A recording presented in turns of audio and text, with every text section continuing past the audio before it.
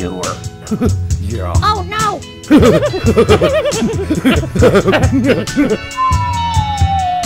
Matt, what the hell was that?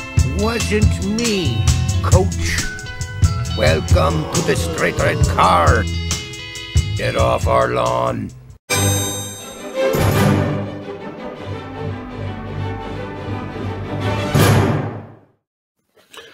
All right. Welcome to the Straight Red Card. We are on to the part 2 of the show, right? We're jumping right into it. Hold on, let me at least get rid of this one.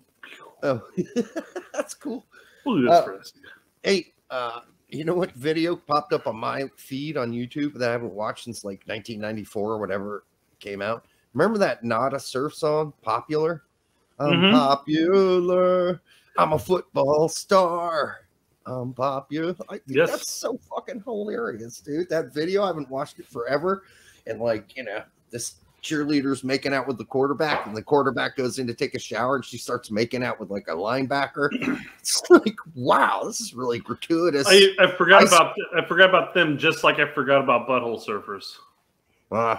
Yeah, I didn't forget about the Butthole Surfers, but that was a good band. I mean, they had some good stuff. I was into punk for a while. It's one of those things like the name might have been funny at first, but then they're kind of stuck with it. Once they start getting bigger, like, I guess we're going to be Butthole Surfers forever. You know what album we used to listen to in the van going to games, soccer games? Why can't I get just one fuck? Why can't I get just one fuck? I guess it has something to do with luck. You don't remember that song? It's not coming to my mind right now. Okay, got to type that in because I got to remember the name of that band. I'm surprised you don't know them. They were really popular. I'd be hysterical to find what results you get when you say, why can't I get a fuck or whatever. No, just song title. Why can't I get just one fuck? Yeah. A lot of people are going to know this band. I mean, go to farmersaroundthecorner.com. They were really popular. Come on. You got to help me out here. I'm going to have to. You want me to do it? Because, whatever. What's the song called? Why can't I get just one fuck? Song. Violent Femmes. That's a Violent Femmes. Yes. God, no, I don't know that song. Oh my God, I saw Violent Femmes in concert. One of the 3 festivals. I forgot what they're called. I think they stopped playing X-Fest. Yeah, and, they Violent Femmes came on, and they played only like 5. They only played like 5 songs, but their second one was Blister in the Sun. That's a big one. After they played Blister in the Sun, same album, everybody fucking left. It's just like nobody knows another fucking song from Violent Femmes except for you, apparently. No, there's at least 5 or 6 that everybody knows. I only know. I can only tell you Blister in the Sun. That's all I know. It's a great song. I enjoyed it thoroughly. It's about masturbation, but. Well, the other thing is they stopped singing some of their songs, I think, because they became a Christian band. And then some of their more sketchy topics they didn't want to do anymore live. So I just assumed that it was probably like one of those instances where a band's tired of a song, sort of like Nirvana with "Smells Like Teen Spirit." Yeah, I get it. I get it. There are songs that my band stopped playing because I was sick of playing them. It's like I don't want to play that song anymore. Creep. Radiohead's Creep. They hated that song too. By the way, if you go online real quick and look up Twin Mono in Google. Do I want to look this up? Yes, Twin Mono Records. My album is finally being prepped for release. And if you go to artists, you will find a section, and I will be in the Brando, of course, section. This is a little self-promotion. You pop that on the screen. Artist, Brando, there you are. Pop you over there, and then we'll just simply do this. There's Derek! There I am! It's being released. It's coming out in the fall. October, to be specifically. That is not the cover of the album. A scary picture of me. No, that's not it. Looking deep into your soul. Looks like I'm about to kick your ass. Yeah, that's what that looks like. But that's when I weighed about, I don't know, 180 pounds. Weigh a lot more than that now, by about 10 to 15. And then that's the cover of the album. I don't know if that can be blown up. It's the Morton Salt Girl. I hope that we don't get sued for this time. There's enough change on that. Yeah, you shouldn't. Yeah, you're not gonna get hit for that. Yeah, definitely not. So the name of the album will be. In fairness, if you didn't say anything, I never would have noticed. Really? I mean, I can tell by the umbrella and stuff like that, but I never would. I mean, she obviously not wearing the yellow rain jacket. Mm-hmm. So no, you're gonna be fine. This is transformative, so you're fine. Yeah, great work by Andy, by the way, who made the album cover based on just concepts pretty cool. that were thrown around. Yeah. That's pretty crazy. So he did a really great job on the album cover. So we're looking forward to it. October, I'm going to be selling the fuck of this on our show all the time. come up with the 30-second video, and it'll be up front. They're going to make a whole video there's 2 releases that are going to come out as singles, and then we're going to be on all the digital things too. So if you don't have a record player, you'll be able to get it there too. All right, enough me selling my own albums before they're self-gratification. All right, let's go to our top 30 current U.S. players. Current. Again, this is a mix of our own jocularities, our own Nostradamusing, as well as the current state of reality. Because sometimes you have to Nostradamus a little if you want to project kind of where these players are going to be headed this season. So let's start off with the obvious one that I'm looking at right here. Yeah. Eric Palmer Brown versus Cameron Carter Vickers. Yep. And I'm assuming you got EPB up higher because he played more at a higher club in a better league. Better league. Yep. Okay. I was going to say, I thought CCV looked a little bit better than EPB at the national level. Mm-hmm. That could have just been due to the fact that EPB only got like one fucking game. But yep. And then he got injured. I would like to see more of him anyways, but I think we flip-flopped here because I have CCV higher and my EPB is a little bit lower. But either way, we're still in the same neighborhood. Yeah.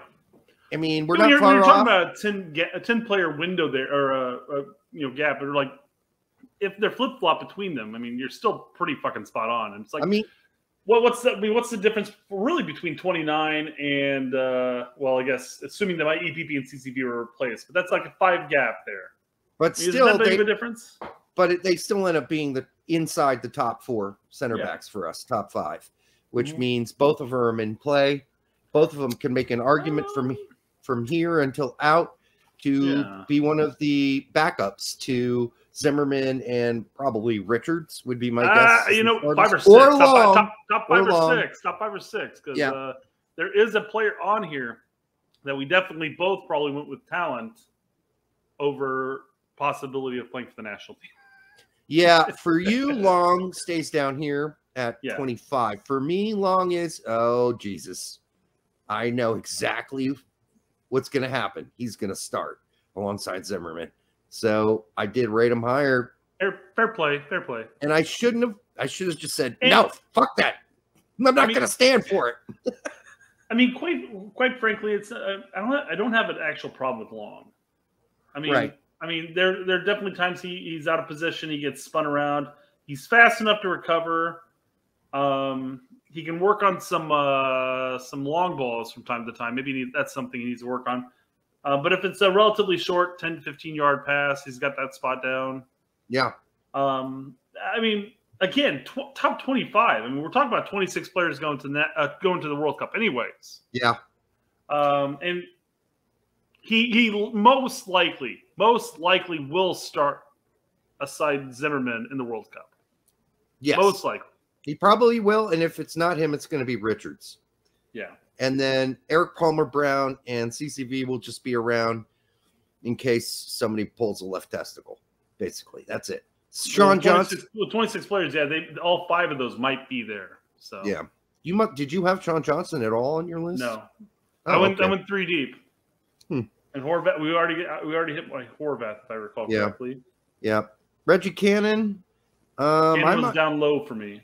Yeah. No. I don't think we've done Cannon for me yet. No, you haven't. Yeah. I think Cannon. Did I? Ooh, I'd have to go back and double check that. You want to double check it? Go ahead. There's only 3 other slides or 2 other relevant slides. Well, I don't want to bounce that. We'll see what happens. Okay. And then Jordan Morris. I have him just outside that 26, along with Sargent being at the 26. So we'll see what happens. I think you have Sargent higher. My Sargent's higher. My Morris is lower. And I've got Stephen low.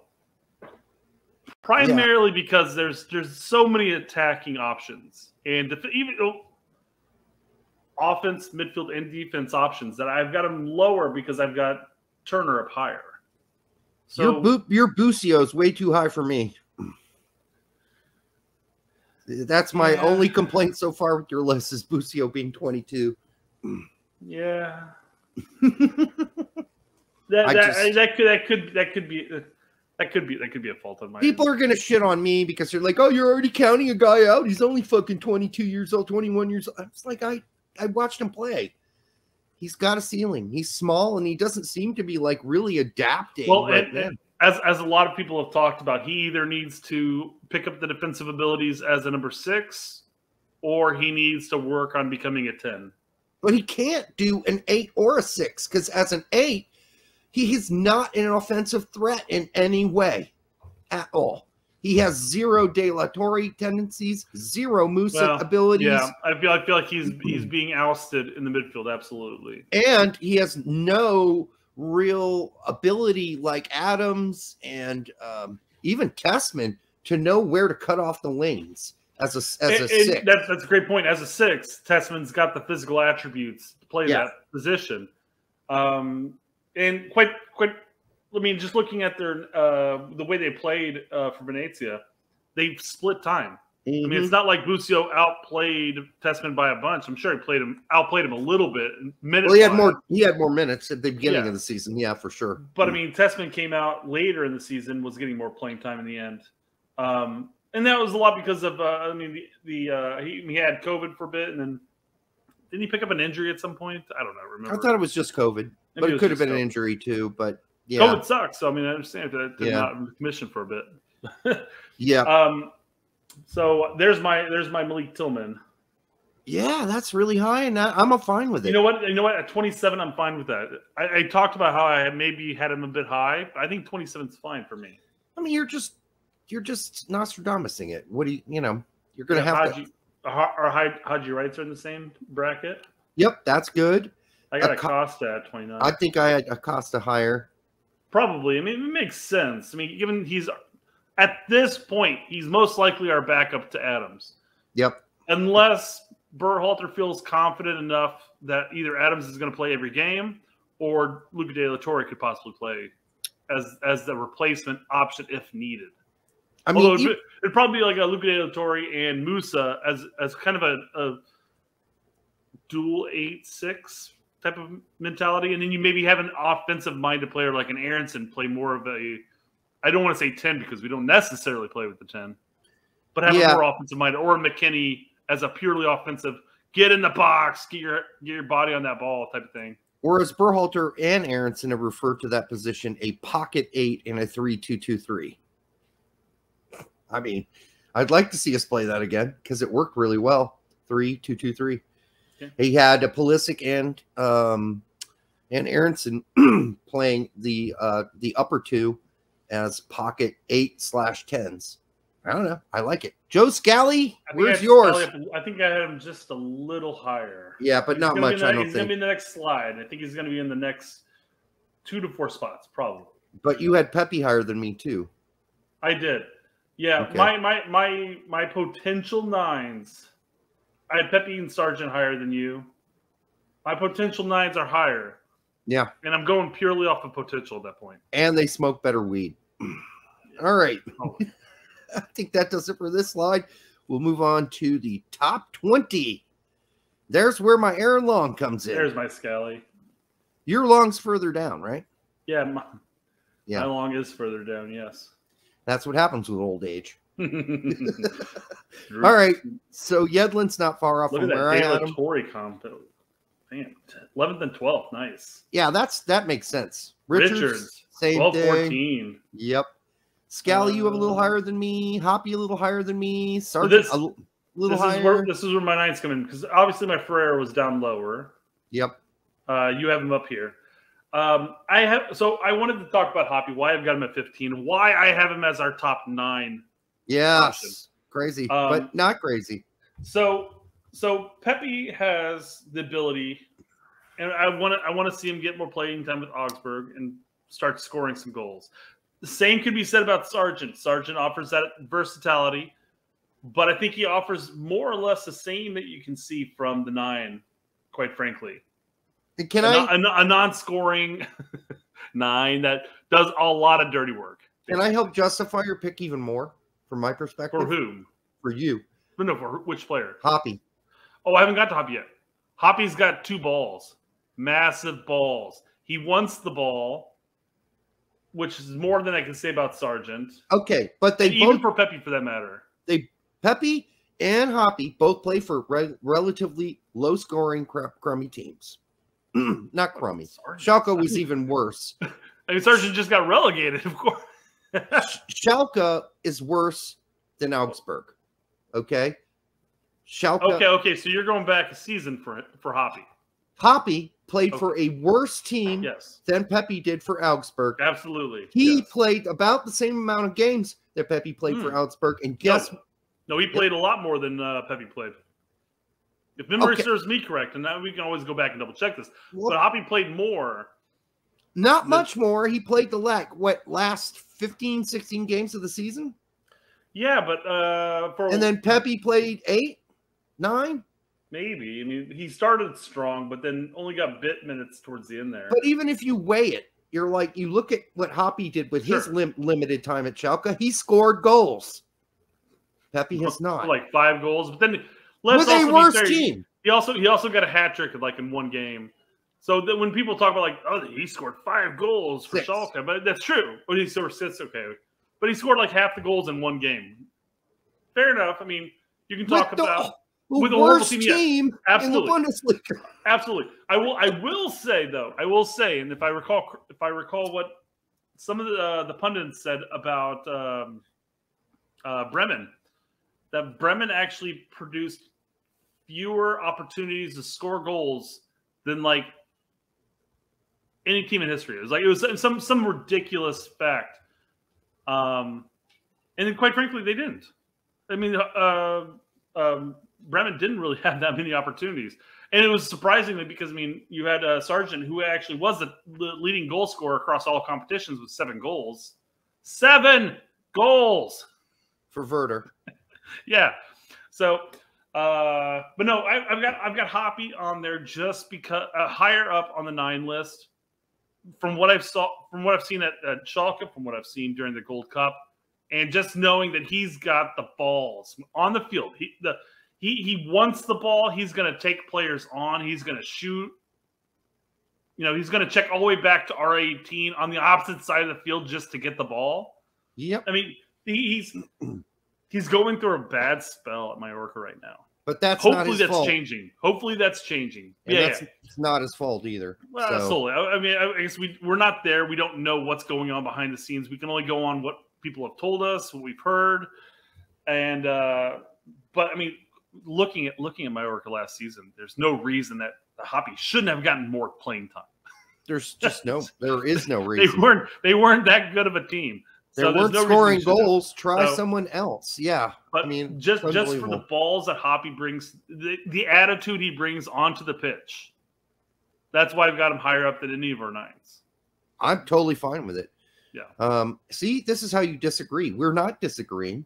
We're just, Brett and I are having a conversation, and he makes his argument, and I say, I can see your point. I can see how you can see it like that. I don't see it like that. But I can see how you can see it like that. Again, I went purely off of talent, of my talent in here, my mind. Yeah. Right. We'll see what happens, how he becomes a player moving forward. You kind of went more realistic, but still kind of went with talent, what you saw, I'm sure there are going to be people who argued that I put him up too high. It's possible. I mean, it's going to happen. He barely played for Mallorca, man. He didn't play. I like the fact that we both have Richards and Turner within 1 or 2 Turner spots. Turner was fucking on. Yeah. And that goes without saying. Didn't you look at our Luca De La Torre. I got my Zimmerman quite a bit lower than yours. But not enough lower that I would have a problem with it. Yeah. But I do think, looking at the other center backs, I mean, I'm holding Richards up higher because of, well, one, he's playing at a higher level consistently, usually. When he's not injured. Yeah. When he's not injured, yeah. And he's doing well. He's doing well. I guess my only problem is when he plays for us, I haven't got to see a lot. Well, I don't think he's really played a whole hell of a lot for us. No, he hasn't. So Zimmerman. I mean, your ranking of Zimmerman would make sense if you're basing it purely off of the national team level, and I can understand that because he's been a fucking rock for the most part. You just said it. I gave him extra bonus points for leadership. Mm-hmm. That's what I did. Not because he's more skilled, but I mean, because... I think Richards will overall, as a whole, throughout the entire of his career, will be a better center back and might already be a better center back. I'm not taking that away from him. But I'm just saying the fact that you got Zimmerman above Richards, perfectly okay with it because, again, Zimmerman's been a fucking rock for us at the national team level. So, and then the only other guy you have higher than me in a somewhat significant way would be Scally. And that's going off pure talent, and it's one season it was one main season at Gladbach. So, and I have no complaint with that either because I'm not that far behind you. Although, you know, were you 110 below us? Yeah. Okay. Yep. Probably. Yeah, it was the last slide he was on for me. So anything else here that's really that different? Yeah, nothing else stands out. My Stefan was one slide below. Yeah, it's crazy how close some of this shit is. Costa's one below. Yeah, this is we're getting into that point though. I mean, the next slide will look like we literally were like, hey, who do you get for number one? Who do you got for number two? You know? How far did you put Ferreira up? Because I got him at 16. Ferreira's one list below, so he was like in the mid-20s, I think. Okay, I might have missed that. All of my 9 options were like right around each other, like within like 10 to 15 spots. Yeah. I mean, when I say 15, I'm talking about DK and PFOC at that point. But I think Ferreira was on the last slide, probably mid-list. And I will say that a lot of this for me also what played a part in my decision-making is how important the position was on our team. Like, for me, Anthony Jedi gets way high because he's basically the only left back we have. Really, and he had a hell of a fucking season for Fulham, so and the US and us. So I How know do you not have him high. You know, I know a lot of people don't rate him, but he is absolutely essential to us having the game. If you don't rate him, I mean, I'm not saying he's like world class, but no, but for us, he's super important. He's super important for our team. Without Anthony Robinson, you're putting fucking Sam Vines at left back. Or Bello. Vines or Bello, or you're pushing right backs over to left back. You're putting Des there, you're putting Scally there. Or you're throwing Hail Marys and hope Jonathan Gomez signs for us, who hasn't played for anything but a After team. Jedi, you go to 3 center back option. You know, throw Cannon and 2 other center backs. Yeah. All right, we're ready for the final 10. Drum rolls. Oh, it's the same list. What's that? It's the same list. I think our top 10, I don't know if anybody bounced out of our top 10. I think we literally had the same top 10, but different spots. You had Robinson about the same. Yeah. Anthony Robinson. So Jedi. I have Jedi. Yeah. Musa, 2 spots off. Musa. Brooks. Hell yeah, brother. Our bottom 3 are the same 3 players. I mean, if you don't put Brooks in your top 10 players, you're just not paying attention. Although the reality is he's got he's got 0 to 5%. Maybe he'll be an overage player for the Olympic squad. Who knows? He might have to hire like the Mafia to threaten Greg to put him on this squad. But other than that, he's got no chance. Has he signed for anybody yet? I don't think he has he? Yeah, no, so that's up in the air, but it's a little surprising actually, but it's so funny that our bottom 3 are all the same 3 players. That's fucking hilarious. And then I've got Aronson, you've got Weah, which I put Weah. We literally flip-flopped. Look at that. Yeah. Literally flip-flopped. That's so funny. I just thought it's more likely that Timothy Weah starts than Aronson. Fair play. I mean, again, when we're talking about this, Aronson, Weah, I mean, they play opposite sides, but still saying that or even Aronson offering options in the midfield. But I mean, we're literally splitting hairs at this point. Yeah, Aronson's going to find his way onto the field somehow. It just, when Reyna comes back, that's what's going to make it harder for him. Yeah. Get on the field, because you're going to have Pulisic and Weah out wide, and then maybe Reyna can play that more attacking if we play the 3-2-2 pocket thing. Let's drop our 9 altogether, since our 9s are relatively inefficient, and then just throw Reyna in the middle there. Problem solved. There you go. Yeah, he can. I hope that's what happens. You're like, we gotta get our best players in there. But you know what? We saw in the Olympics, or the Olympic qualifying with Paxton, that you don't necessarily need we don't need to be playing with the true 9. Did you see that Leeds guy who made the video? I think we signed the wrong Aronson brother. I'm like, okay. I'll disagree with you on that, but okay. I know they already call Brendan the Medford Messi or whatever, but his brother looks like he has a higher ceiling. And then they do go through all the highlight things. The thing about watching highlight videos, folks, is that you don't get to see the crap. You have to remember who we played during the Olympics too. A lot of it is. Let's see what happens during the actual Olympics. Well, a lot of it for his club. A lot of it was for his club, the highlight videos. Oh, so okay. Well, fair play there. Yeah, but yeah, it's like, okay, he doesn't really play for his club that much. Mm-hmm.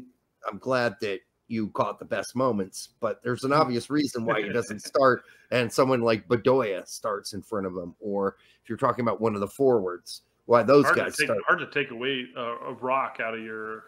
Yeah, Bedoya is starting, man. Still a badass dude. I'm sorry, I watched the Philly game this weekend, and I mean, he's a lot better than fucking Roldan, in my opinion. In my opinion, he plays a bigger role. He's not on your list, Derek. You have Roldan over him. I know.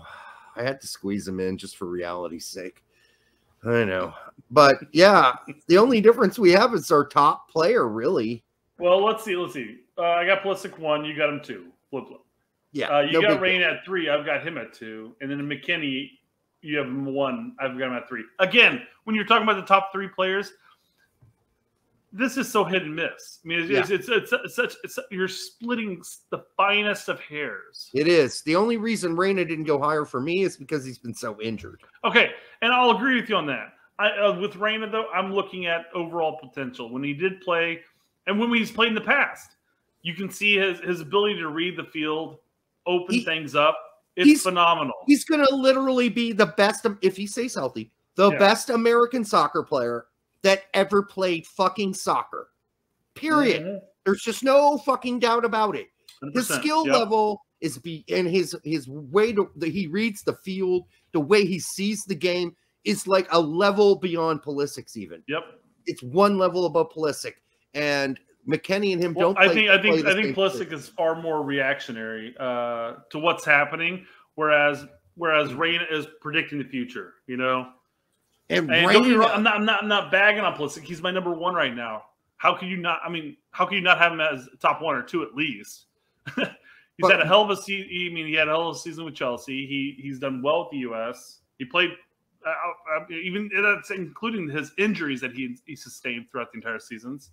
Well, just look at the difference between their attitudes, and it's not all good on Reyna. But look at how on Dortmund, which is a huge team in Germany. Mm-hmm. He fucking demands the fucking ball. He wants it, and if you don't pass it to him, he's going to let you know, hey, I was fucking open. I'm spacing the Dortmund guy. Who's the lifer there? That's the captain. Royce? Yeah. So there was talks that Dortmund's looking at Reyna as kind of like his replacement, as their player that they're going to hold on to for life if they can. That's now fine. He may not. He may command a high transfer, and Dortmund is a selling club, and may be like, all right, that works for us. We'll take. And by the way, Rangers, you can't afford him, even on a fucking loan. And Dortmund's like, he's been injured for an entire fucking season. You want us to loan him to you? Not gonna happen, man. It's not gonna happen. No, it's a joke. I mean, McKinney at Juve again. For that, it's just again, it's splitting hairs. I mean, when he's playing at Juve, he's a fucking rock. And I know there's going to be plenty of people like, oh, he fucking sucks. He shouldn't be at Juve and stuff like that. No, he's a fucking rock for them. And there's a reason why he was playing every game when he was healthy. Yep. Every game. If you think he sucks, then why don't you knock on Allegri's door and say, wow, Allegri. Or Pirlo. Or Pirlo. Both of them. Fuck it. And say, you guys are both morons. Yeah. I guarantee you they can give you good reasons why McKinney's starting. Oh, yeah, every game. So I mean, again, top 3 right here, splitting hairs. Yep. Adams, you were so near, it doesn't really bear a conversation, although you were a bit lower, and I get it. I just think that the only reason I gave Adams a boost was he's key for the U.S. the only 6 I trust. He's key for the U.S. Now, and we've talked about this in previous shows. If he sits back and he breaks up plays and he distributes the ball, maintains possession like he should at 6, and not push so fucking high up on the field, he's fine. But when he starts getting up higher in the field, at that point, I'm just like, stop it. And that's not to say he has not had rough goings recently. He has. We watched them with Leipzig. We watched them with the National. Yes, those things are true. And why am I freezing? Dude, that was a weird froze. You can still hear me? Yeah. Well, you kind of roboted out there, but you froze with your eyes behind, rolled back. You're like, Well, I'm still frozen. Holy shit. You're there still. Well, I am still frozen on my screen. Perfect fucking timing for this to happen at the very end of the show because we've already covered it. So we've talked about everybody on here. Our top 10 is pretty spot on, and I think we pretty much have all the same top 10. Yeah, where they fall makes. I think so. I guess it's raining outside. Maybe that has something to do with it. But either way, make sure you subscribe, share with your grandmother. So that's the end. We will be back on Monday, hopefully. I think we will be. Yeah, we will. When's your vacation? Guys, comment down below anybody that you think that we fucked up on. I think that'll be key. Do we have somebody too high, too low? Did we forget somebody? I don't think we did, but I don't think we did, but it's possible. When you're talking about the final 10, like the 41 through 50. I mean, you could throw anybody in there at that point. We'll get the fucking random. Bobby Wood should be in the top 20. You know how it goes. Sure, fair play. What are you going to do about that? There's not much you can do. Where's Sebastian Soto? Somewhere in fucking somewhere. He's at Norwich against U23s. Yeah, he couldn't hack it in SPL. Couldn't hack it at Porto either. Porto 2. He couldn't hack it at Porto 2. He played. There's another kid. There's another kid of talent and potential that everybody hyped up, and us included. Yep. Maybe just me included. I don't know. I thought he was pretty good too, but definitely did not pan out the way we expected. And he'll be back he'll be in MLS soon, and who knows where he'll be there. And it's true as far as talent. I've been bitching about him longer than you have. That's true. At some point I was just like, do we really need to be talking about Soto anymore? He's a pampered motherfucker. Maybe we let him go play for Chile. I don't know. They absolutely hated him in Germany. They just they couldn't wait to get rid of him. Who did he play for in Germany? Hanover. Oh, did he really? Oh, I don't even recall that one. I mean, if you want to call that playing. There wasn't much warm spot on the bench where he's been. Wasn't much playing going on, but yeah. And then he went to Norwich, and I'm sure he thought that was going to be glorious. And then when we went to Porto, we thought, oh, surely I will play Porto B. Come on, I will get advanced to Porto. And then he couldn't even play for Porto B. I mean, with players that were younger than him. It was more suspect when he went to SPL and didn't play at all. Yeah, what team was it that he played there? It's a really shitty fucking bottom of the table. Yeah, I don't even recall who it was. Jesus, wasn't Aberdeen? No. It was a nobody. It was, maybe in Scotland it's a somebody, but for most of us, say it again. St. Mirren's. Sounds familiar. That could be it. I just know we didn't play much, and I just can't remember the name of the team. But either way, his career's in the shithole right now, and he's gonna have to dig it out. Now, how you dig yourself out of the shithole? You don't call Freddy Adu and ask how to do it. You call Julian Green and which you type ask of vacuum cleaner should I be selling? I love that Twitter post of him vacuuming his apartment. Yeah. Oh, poor guy. I mean, I don't like being mean and cruel to Freddy Adu, but he's even admitted it. He did it to himself. Well, and here's the thing, though. I mean, if you go back to 2010 range for us, you'll hear us talking about Freddy Adu. It's like, he's playing for the U20s for the 6th time, and he looked great out there. Why can't he do it at the club level? You know? Yeah, but then we did that interview with Jimmy Conrad where Jimmy ripped him a new asshole and said he was the laziest player on the U.S. national team when he got called up. Yeah, well, he had experience with it. He saw it firsthand. Not like he heard. You know, I heard from insert random assistant coach here that you were a lazy motherfucker. No, he said he always finished last in the sprints. He always finished last on the runs, like the ones to like the 2-mile runs that build up your endurance. He was joking around with the staff instead of fucking running with the team, and they let him get away with it. They let the staff let him get away with it. I find it strange at the national team level that we're actually focusing on any level of conditioning that doesn't include with a ball and playing shit. At that point, they should be getting conditioning from their fucking club level. That was a Camp Cupcake after they'd been off for 3 months. Okay. I'll see you on that one. Okay, yep. Sure. Well, you can go back and watch the video. I mean, Jimmy. I recall Jimmy lays it out. Yeah, exactly. Yeah, he lays it out after lambasting us for caring about formation so much. And guess who now cares about formations a lot? Jimmy Conrad. Jimmy, did you learn something? Been on top of something there. While you're trying to get your D license. And I can see his point. I could too. When you're making that argument, but no, I mean, talking about formation is part of talking about tactics. So yes, you've got to talk about that shit. If you set up in a 2-6-2-1, yeah, that's going to be a fucked up. We're going to play, guys. You're going to have to figure that out because that's a fucked up formation. Two center backs, two stoppers, two wing backs. 2-2-2-2-2. It's an idea. We try it, guys. Come on. Formation matters. Hey, Berhalter got really close. He played a 3-2-2-2-3, according to Berhalter and Aronson.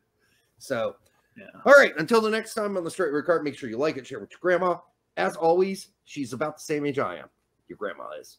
Doesn't mean I'm going to hook up with her. Doesn't mean we're going to go on a date. But it does mean she might watch the show and like it and kind of connect with the generational thing. Maybe. I don't know. It's not like I need a girlfriend. I don't want one. All right. Until the next. I'm fine with this. How old do you think our listeners are, Derek? I don't know.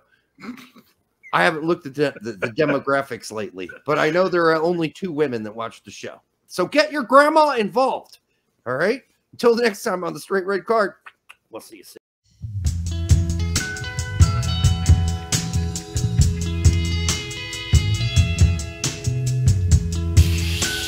You're gonna do her. Yeah. Oh no!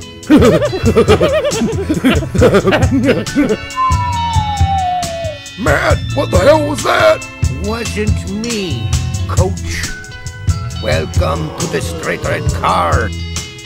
Get off our lawn.